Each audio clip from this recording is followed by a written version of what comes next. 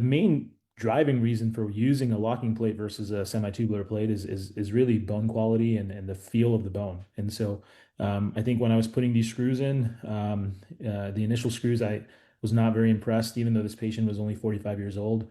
Her bone quality was not as good as I would have expected, and so that's why I opted for this locking plate. When I can, I try and use a 1/3 tubular plate. I think that's a tried and true method, and it's in most hospital systems a little bit cheaper than using a locking plate. However, the driving factor is quality of bone. I think a locking plate is definitely the way to go, and it provides more distal fixation options where you want to lock that distal segment up as much as you can.